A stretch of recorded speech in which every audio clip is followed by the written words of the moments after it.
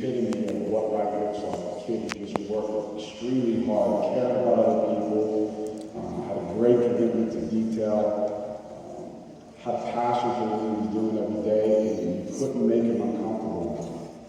Just an incredible worker. Now, you see he's one of the great leaders in the greatest leadership academy in the world. I mean, here's a kid who can be president of the United States.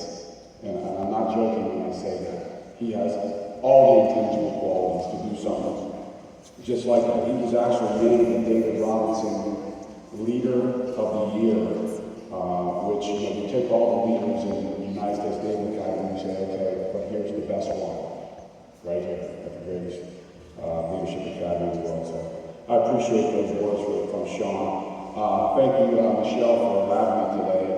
What I love about this is it's an example of people trying.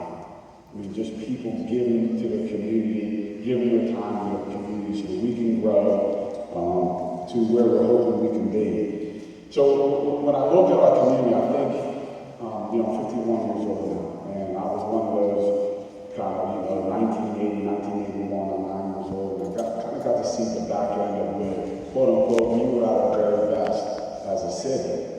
And, I think back to that time, I was 9 years old, my father owned this Blundo store right downtown where the conference was. And it used to excite me to see the parades and to see the people that would come down. A lot of times the athletes would come in the stores, and it was inspiring for me to be able to walk down that street and go to any storefront and buy something. And of course, a lot has changed since then. We know that a lot has changed. We need to talk about maybe where we were and where we want to go. I myself graduated from Westminster College back in 1995. So just to tell you a little bit about me, I graduated from college. I go to one seventh grade basketball practice. I was hired as a seventh grade coach, and I knew at that moment that was absolutely what I wanted to do with my life, was to coach basketball, and in particular, helping Catholic kids. At 25 years old, I became the head coach of Georgia Junior Republic. So when I think about back to what it was like, and those of you who are sitting in this room, some of you aren't from here, but you remember what it was like when the steel mills were really going, okay? And a lot changed over a period of time. Steel mills closed, paychecks, people aren't collecting paychecks, people aren't spending money downtown, storefronts start closing, people start moving, and here we are, right? And it was such an intriguing time of our city. We were part of that new immigration pattern. Right? But everyone talks about how together we were. And this is probably the only negative thing I'm going to say in this speech. I want to keep it positive. But when I think back to the history of Newcastle, okay, when all the homogeneous neighborhoods that were the makeup of this time, and on the south side of Newcastle, you had a heavy Greek population, heavy Lebanese population. On the east side, you had a heavy Italian population. On the west side, you had a heavy African American population. And on North Hill, you had a heavy white Anglo-Saxon population. So I don't know if that's exactly immigration, but as times changed, we became integrated as a city. Okay? So were we really together back then? Were we together amongst our own people? Okay? So now here we are at a whole different time, with whole different challenges that we have to be together. All right? Not just with our own people. All right? And that's the diversity that we're talking about. And that's the diversity that Sean is talking about. All right? So there's been significant change over time. But what they asked me to do today was really just talk about how I did it within my program. I don't know that I could take 20,000 people and bring them together, but I could take 20 young men in our community and create a common goal amongst them, right, by making them understand that this thing is so much bigger than yourself. That if you give more of yourself to other people, the results that you get in return for yourself are tenfold. Okay, it's an amazing thing, and when kids see that happening, watch it happen, it's an incredible thing as a coach to see. But I go back to around 1999, hired as a teacher, and I was thinking about how just things in our community weren't good, And I remember a story where I was at a Blackhawk football game with my father, and Blackhawk had been winning sports and had everything, and academically their scores were really high in their school. And we were walking down the track, and I said, Dad, what's happening in Newcastle? Why isn't it the same in Newcastle right now. And we walked around the corner of the track, there was a father leaning up against a fence, and a young man kind of laying on his leg, and the father just kind of rubbing his shoulders. And he looked at me and says, that's what's happening. We don't have enough of that in our community anymore.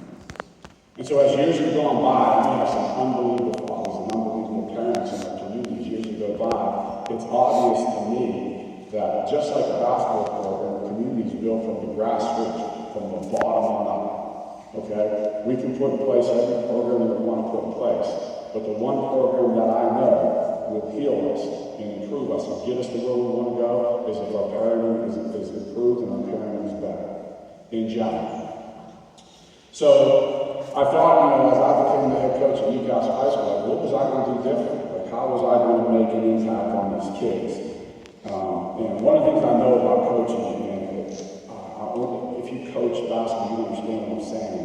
There is nothing more intimate than being in that gym, and it's just you and your team. In terms of your ability to communicate with them, your ability to teach, your ability to potentially demand things, your ability to create a trusting relationship amongst each other in that gym. And it's really an awesome dynamic that I wish more people got to experience. I'm blessed that I get to.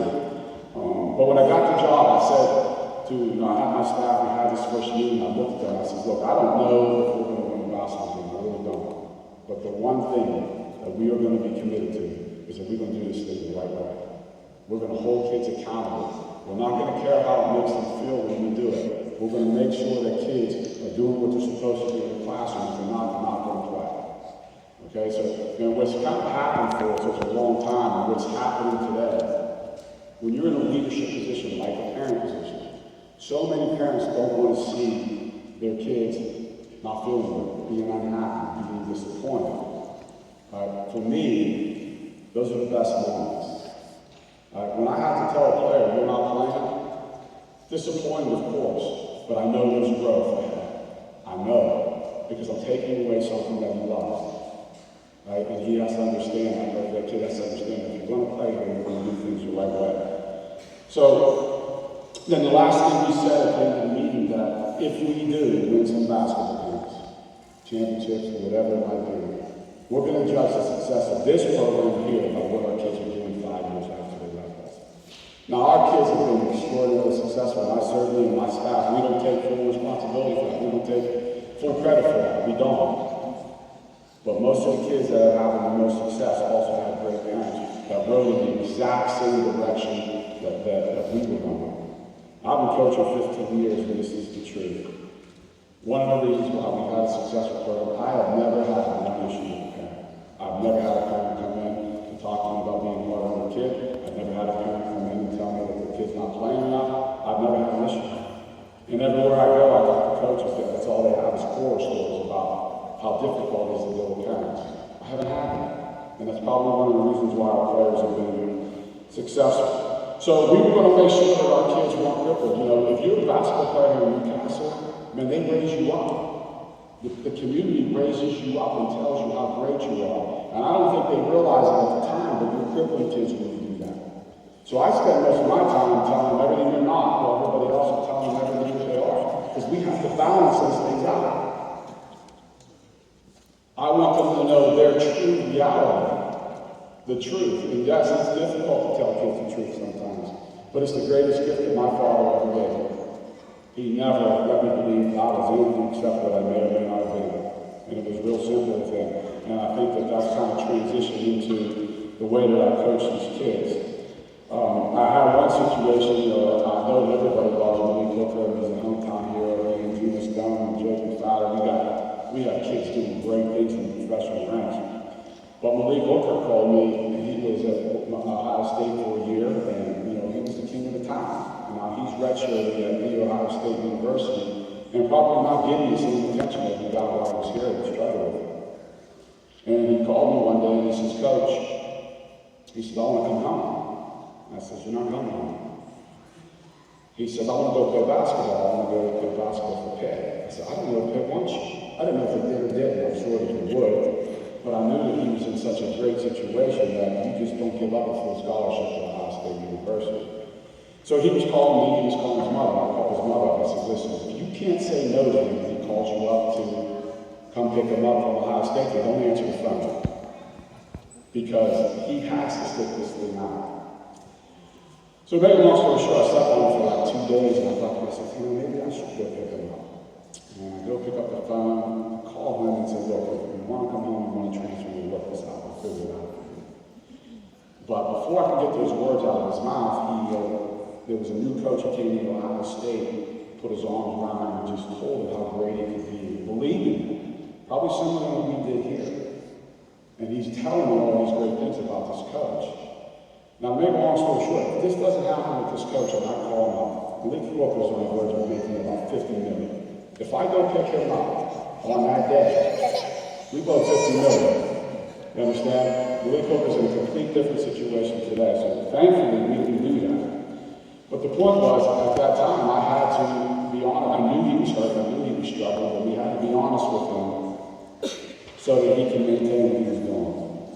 So this moves on to all of our challenges, okay? So we're parents and we're sitting out here, okay? And I'm talking about, parenting being better. And I get it, and it is a struggle, it's not easy. But I'm gonna tell you that for those of you who are older, you had a much easier job than these parents have today. These young people are completely and utterly influenced by everything except for beauty. Social media is dominating their thought process. Okay? You better be one heck of a strong leader, one heck of a strong parent. You better be imposing in what you are teaching and influencing if you want your kids to be influenced and shaped the way you want them to shape it. And those things are extremely challenging. And I think we're on the verge of a crisis if parents don't absolutely recognize this.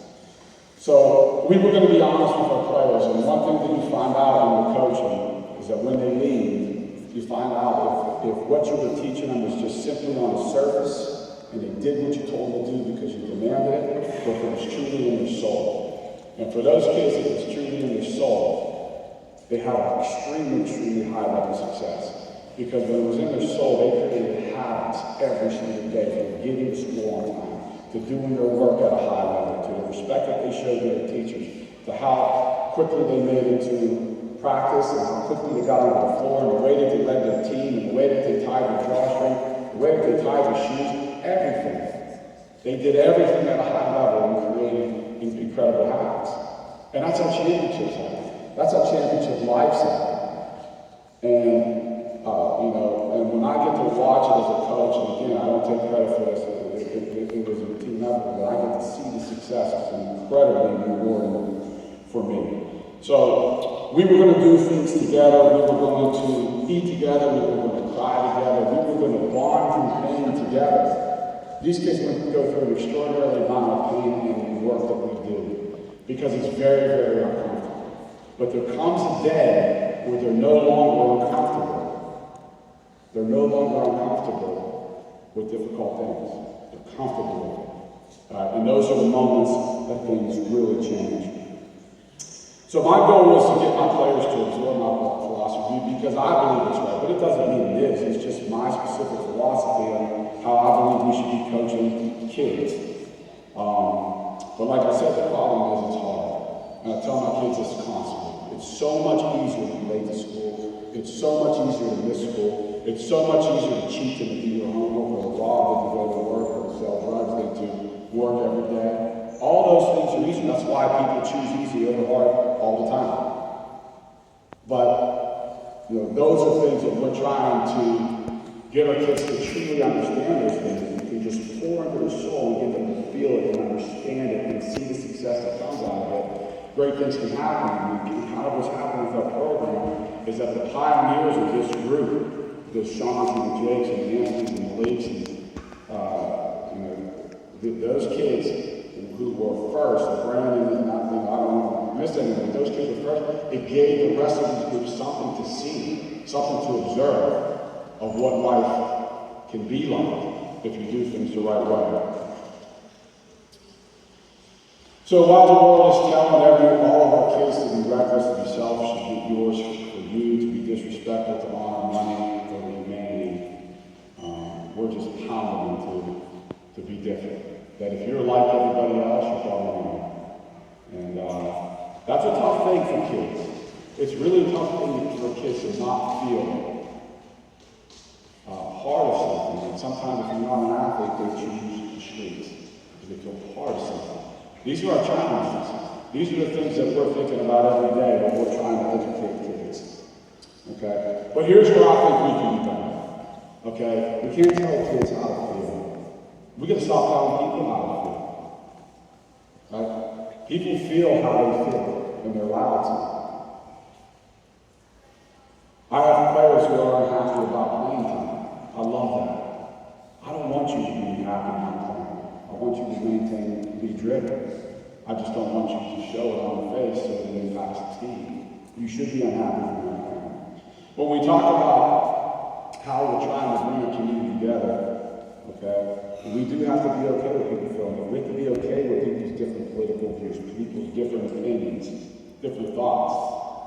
Okay? But we're so far away in so many areas in this country that makes it extremely difficult. We have brilliant people sitting in the audience right now that can look at the exact same thing and see something completely different. Completely different. Brilliant people. But the worst part about it all is those same brilliant people aren't okay with the other person seeing it in a completely different way, and we need them. That's how we grow. You be tolerant of how people feel and understand that they're allowed to.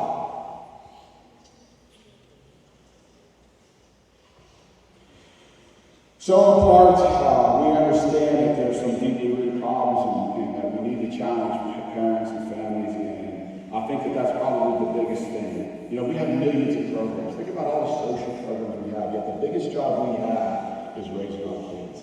You know, sometimes I'll go home and all the parent answer the phone and they don't know that their kid is in school. You don't know your kid is in school. This is your biggest job you have. If you don't start right, you can't end right. And this is the starting point of school. So we have to challenge parents to be better. Leaders have to be okay with telling parents in many cases that you're not doing the job.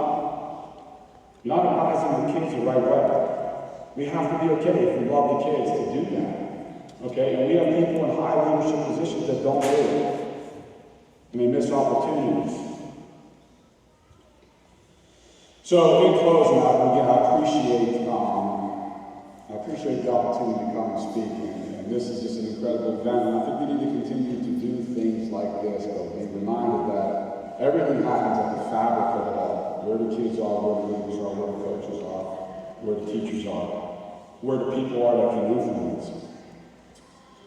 But I tell my players this, and I've said this, you know, success is measured in a million different ways. And every kid should understand this. You know, last year we went 14-8. It's not a good season for me, Pastor Austin, but it was truly our potential. Like when I go into a season where I look at a kid and I have a kid in my office, I want to know what their potential is. And then the failure is if we don't meet that potential. Potential might be 14-8, and the potential might be a C in history. But if that's your potential, that's what we should be meeting. I told our kids that we are going to care about them, and I think this is the biggest thing, and I think this is why there is such a level of trust, because we have cared about and we have loved our kids long after they couldn't win us another game. And that doesn't always happen, you know. But it doesn't always happen in athletics to begin with, because you become so fixated and focused on that next group that you have to teach.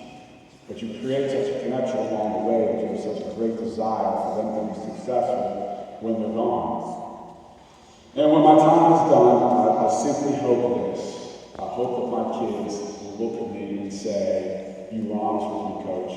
You told me the truth and I didn't want to hear it. And you demanded excellence out of me.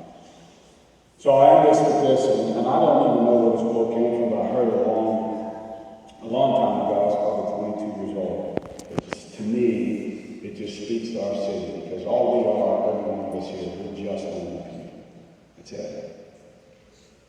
But this quote came from a reverend where he said, God must have loved ordinary people because he made so many of us. And this is the best part of it, and I get chills every time I read it. He said that every single day, in every walk of life, ordinary people are doing extraordinary things. And just so much is possible And if we get into the fact that we care about other people, we work hard every day, we focus on the details, give more than we ever thought that we could possibly give, and then just begin stacking good days on top of good days on top of good days, and see where it takes us. God, thank you for your time. I appreciate the opportunity to come here and speak.